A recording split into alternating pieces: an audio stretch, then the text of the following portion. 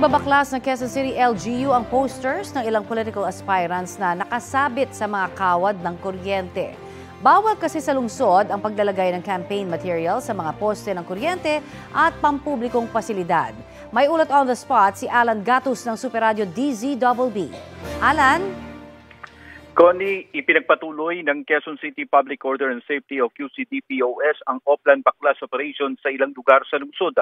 Ito'y ang pagtatanggal ng mga poster at tarpaulin ng ilang mga aspirante para sa eleksyon 2025.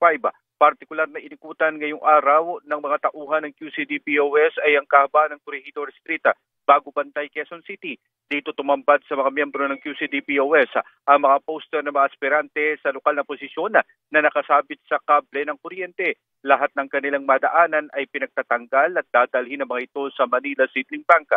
Ang ibang pwedeng i-recycle at gagawing bag, habang ang iba naman ay tuluyan ng itinatapon. Ayon kay Ariel Bautista, team leader ng grupo, simula pa noong bago magpasko ay inumpisa na nila ang pagbabaklas. Ito dahil sa mayroong ordinansa ng lungsod kung saan ipinagbabawal ang paglalanggay ng mga campaign poster at material sa mga poste ng kuryente, pampublikong pasilidad gaya ng street lights, traffic lights, signal posts, tulay at mga overpass. Sakali naman na mayroong mga residente na gustong magreklamo o matanggal ang mga poster o tarpaulin ng mga aspirante sa maling lugar, mangyaring tumawag sa QC Hotline 122 para maisagawa ang offline baklas sa inyong lugar. Connie? Maraming salamat, Alan Gatus ng Super Radio DZBB. Ito ang GMA Regional TV News. Balita sa Luzon mula sa GMA Regional TV, pinasok po ng magnanakaw ang isang simbahan sa Mabalacat, Pampanga. Chris, ano-ano ba yung mga natangay ng kawatan? Connie, nakuha ng sospek ang perang donasyon at ilang gamit, kabilang ang mismong kalis ng simbahan. Na-recover din sa kanya ang nawawalang korona ng patron ng Santo Niño. Yan at iba pang mainit na balita hatid ni Jasmine Gabriel Galban ng GMA Regional TV. Sa CCTV footage, makikita ang pagpasok ng isang lalaki sa Our Lady of Grace Parish sa Mabalacat, Pampanga. Tila nangangalakal siya ng mga sagradong kagamitan sa loob. Inakyat pa niya ang mesa sa altar. Ipinost yan mismo sa social media ng simbahan. Ayon sa post, nawawala ang korona ng patron ng Santo Niño. Batay sa investigasyon, sapilitang pumasok ang suspect. Tumalon siya doon sa side steel gate ng simbahan. Tapos pagpasok niya doon sa side steel gate, binuksan niya yung wooden door, yung sinasabi ko nga malaking pinto. Doon siya napag-gain ng entry. Nadiskubre ring nakakalat ang iba pang gamit ng simbahan tulad ng media equipment, corona at areola ng Our Lady of Grace at ang tres potensya ng Santo Cristo del Perdon. Nalimas din daw ang pera sa donation box. Naaresto na ang suspect at na-recover mula sa kanyang nawawalang korona. Ang chalice naman daw, ginamit ng suspect bilang basong pangtagay sa alak. Ang sabi niya, kaya daw niya kinuha yun, inutusan daw siya ni Mama Mary. Pinatanong siya, inutusan daw siya ni Mama Mary, tapos pinadadala na daw niya yon sa Angeles. Marami rin daw record ng pagnanakaw ang suspect at kilalang gumagamit ng iligal na droga. Nahaharap ang suspect sa patong-patong na reklamo. Hulikam naman sa Lawag, Ilocos Norte ang panloloob ng umano'y magnanakaw. Sa video, makikita ang tila acrobatic stunt ng suspect mula sa butas sa harap ng tindahan. Ayon sa may-ari ng tindahan, natangay ng suspect ang mga mamahaling gadget, sigarilyo at 3,000 pisong cash. May naiwan ding helmet sa harap ng tindahan na hinihinalang gamit ng suspect. Nai-report na sa barangay at pulis siyang insidente. Hindi rin nila mamukhaan ang suspect. Napag-alaman ding pang-4 na beses na nanakawan ng tindahan. Patuloy ang investigasyon. Jasmine Gabriel Galban ng GMA Regional TV, nagbabalita para sa GMA Integrated News. Arestado sa Siniloan, Laguna ang isang lalaki dahil sa pagbebenta naman ng iligal na droga. Nakuha mula sa sospek ang ilang supot at pakete ng hinihinalang shabu. Nabawi rin sa kanya ang ginamit na pera sa buy-bust operation. Ayon sa sospek, napilitan siyang muling magbenta at maging courier para makaipon para sa kanyang kinakailangang operasyon dahil sa sakit. Nakakulong na ang sospek na maharap sa reklamong paglabag sa Comprehensive Dangerous Drugs Act.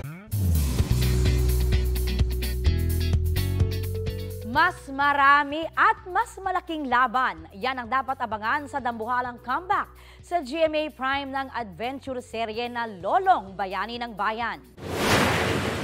Nagbabalik si Kapuso Prime action hero Ruro Madrid bilang Lolong. Kasama pa rin ang kanyang mighty sidekick na si Dakila. Present ang cast ng Season 2 sa kanilang Grand Media Day kahapon. Kasama syempre ang love interest ni Lolong na si Elsie, played by Shaira Diaz. Pati ang mga batikang aktor na sina John Arcilla, Jean Garcia, Martin Del Rosario, Paul Salas, Rocco Nasino, Rochelle Pangilinan, Noni Buencamino, Leo Martinez, Nikki Valdez at marami pang iba.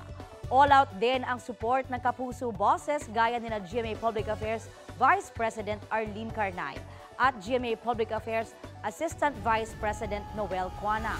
Mga mare at pare, sabay-sabay nating subaybayan ang panibagong yugto sa buhay ni Lolong simula January 20. Dito sa panibagong yugto ng Lolong, mas magiging malaki yung magiging laban ni Lolong. Before, parang nasa 12, 14 lang yata yung main cast. Pero ngayon, I guess parang umabot na kami 50 plus. Doon sa mga years na nawala kami, kailangan namin ipakita yung maturity ng bawat characters. Nakakatuwa kasi hindi kinalimutan din ng writer na i-include yon yung growth ng mga characters namin. Dumalo si Pastor Apollo Kibuloy sa pagdinig ng Pasig City Regional Trial Court kahapon para sa inihain nilang petisyon na makapagpiyansa sa kasong qualified human trafficking. Hindi pa nagdedesisyon ang korte dahil isa sa ilalim pa sa cross-examination sa Huwebes ang testigo ng prosekusyon na si alias Amanda. Handa naman daw rito ang nasabing testigo na dumaan na rin sa direct examination kahapon ayon sa kanyang mga abogado. Non-bailable offense po ang kasong qualified human trafficking. Ibig sabihin, hindi pwedeng magpiyansa pero umaasa pa rin daw ang kampo ni Kibuloy na didinggin ang kanilang petisyon. Dati nang itinanggi ni Kibuloy ang akusasyong human trafficking. Nagtipon-tipon ng halos 2 milyong miyembro ng Iglesia ni Cristo sa iba't ibang bahagi ng bansa para sa kanilang National Rally for Peace kahapon. Sabi ng INC, wala itong halong politika kundi pagsuporta sa pahayag ni Pangulong Bongbong Marcos laban sa impeachment complaints kay Vice President Sara Duterte. Narito po ang aking report.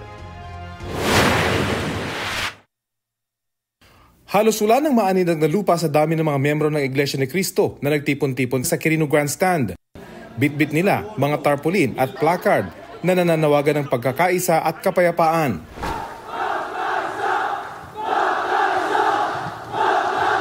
Ang Iglesia ni Cristo po ay nakikipag-isa sa pamamahala sa layuning magkaisa ang sambayan ng Pilipino po at maging payapa po ang ating bansa. Ang pagtitipon ay tinawag nilang National Rally for Peace na ayon sa pamunuan ng INC ay suporta sa di pagsang-ayon ni Pangulong Bongbong Marcos sa impeachment laban kay Vice President Sara Duterte. At kung may naging awayan, hindi po ba ang tama ay pagsikapang malunasan ito at magkasundo-sundo alang-alang sa bayan? Sa isang mensahe, nagpasalamat ang Vice Presidente. Ito ay isang makapangyarihang pagpapakita ng pagkakaisa at pananampalataya na ang tanging hangad lamang ay kapayapaan tungo sa kaunlaran ng ating bansa.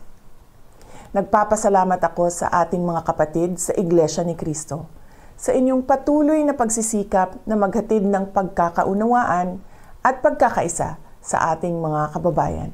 Nagtagal hanggang alas 6 ng gabi ang pagtitipon alinsunod sa kanilang ipinangako. Sa tala ng pulisya, mahigit 1.5 million na miyembro ng INC ang dumalo. Dahil sa pagtitipon, may mga isinarang kalsada sa Maynila. 5,000 pulis mula NCRPO at Region 3 at 4 ang idineploy. Yung mismong Iglesia ni Cristo ay may mga marshals po natin sa katauhan po ng mga iskan. And nakikita naman natin na sila na mismo ang nangangalaga doon sa pag-entrance, sa exit ng mga tao. Sila rin ang tumutulong doon sa parking at saka yung traffic rerouting. May mga volunteer emergency medical personnel din at libreng pamigay ng mga tubig at pagkain. Ang INC ang ikatlong pinakamalaking religious denomination sa bansa na may 2.8 milyong miyembro. Sinasabing isa ito sa may impluwensyang grupo kapag eleksyon sa Pilipinas ang pinag-uusapan dahil sa block voting umano ng grupo at pag-endorso ng mga susuportahang kandidato. Bukod sa Quirino Grandstand, nasa 15,000 miyembro rin ng INC ang nagtipon sa Iloilo City. Sa Bacolod City hanggang 70,000 rin ang nakiisa mula sa iba't ibang lugar sa Negros Island. Nagtipon din ang mga miyembro ng INC sa Davao City. Ayon sa Davao City Police Office, tinatayang nasa 300,000 hanggang 500,000 ang nakiisa sa rally. Sa Cagayan de Oro City, hindi naman napigilan ng ulan ang mahigit 20,000 miyembro ng INC na makiisa sa National Rally for Peace. Rafi Tima nagbabalita para sa GMA Integrated News. Kinumpirma ng Prosecutor General ng Department of Justice na tapos na ang investigasyon ng NBI kaugnay sa mga pahayag ni Vice President Sara Duterte laban kina Pangulong Bongbong Marcos, First Lady at House Speaker noong Nobyembre. Magpapadala pa raw ng mga prosecutor ang DOJ sa NBI para suriin ang mga nakalat nilang ebidensya. Depende pa raw ito kung makapagbibigay na sila ng rekomendasyon para sa susunod na hakbang o ibabalik ang mga ebidensya sa NBI para pagtibayin pa ang kaso. Kapag natapos na ang pagsusuri, pwede na raw nilang simulan ang preliminary investigation.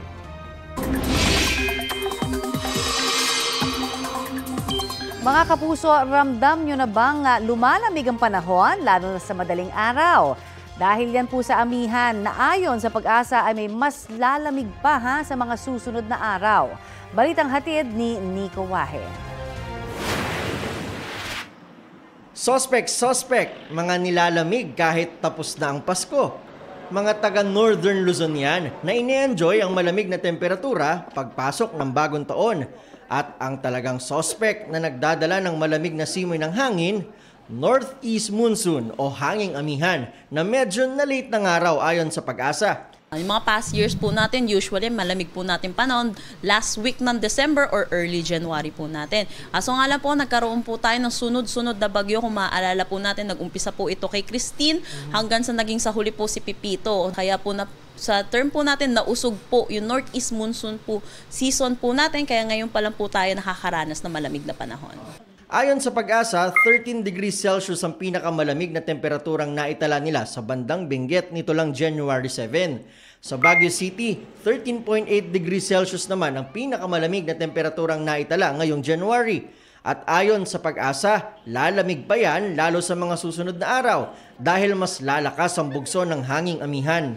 Inaasahan po natin possible po sa mga susunod na araw makapagtala din po tayo ng single digit na temperatura. Usually po kasi past amihan season natin nakakapagtala tayo ng mga 9, 8, 7. So hindi po natin tinatanggal yung posibilidad na makaranas po ulit tayo. Kung bababa raw ng 3 to 4 degrees Celsius, dito na mararanasan ang pagkakaroon ng andap o yung pagyeyelo sa matataas na lugar. Hanggang Marso bago magtag-init, mararanasan ang malamig na panahon. Bababa rin naman daw ang amihan sa bandang Visayas, kung hindi ngayong linggo ay sa susunod na linggo. Siyempre kahit enjoy sa malamig na panahon ng ilan, ay kailangan pa rin mag-ingat para makaiwas sa sakit. Usually yung mga acute upper respiratory tract infection yung mga nakukuha natin, no? Kasi malamig, no? Kasi andyan yung sipon, andyan yung ubo, no? So minsan din kasi nagkakaroon tayo ng mga sore throat. Posible rin daw tumaas ang blood pressure pag malamig ang panahon. Kasi syempre, mas nagtatry din yung katawan natin, no? Syempre, yung parang namumuo din yung mga ating mga cholesterol din dyan, no? Kaya hindi din masyado maganda yung circulation. Kaya mabuti raw na magsuot palagi ng panlamig para maprotektahan ang ating katawan. Uminom din daw ng tubig. Syempre, kung may kayakap, mas mainam din daw. Valid naman talaga yan na kailangan gawin. Kasi syempre, once kasi yung body heat natin, no, pwede kasi ito makatulong din dun sa taglamig. Nico Wahe, nagbabalita para sa GMA Integrated News. Mga kapuso, malakas na nga ang amihan at umiiral ngayon sa bansa. Ayon sa Pag-asa, apektado nito ang buong Luzon. Easterlies naman ang umiiral sa Visayas at Mindanao. Dahil sa amihan, maalon at delikadong pumalaot ang maliliit na sasakyang pandagat sa mga dagat sakop ng Batanes, Cagayan, kasama ng Babuyan Islands, Isabela, at sa ilang baybay ng Aurora, Quezon, Bicol Region, Northern at Eastern Samar. Kanina po umaga, naitala sa Baguio City ang 15.4 degrees Celsius na minimum temperature, habang 23.6 degrees Celsius naman sa Quezon City. Ang 13 degrees Celsius na naitala sa La Trinidad Benguet nitong January 6 ang itinuturing na pinakamababang temperatura sa bansa ngayong amihan season ayon po sa Pag-asa.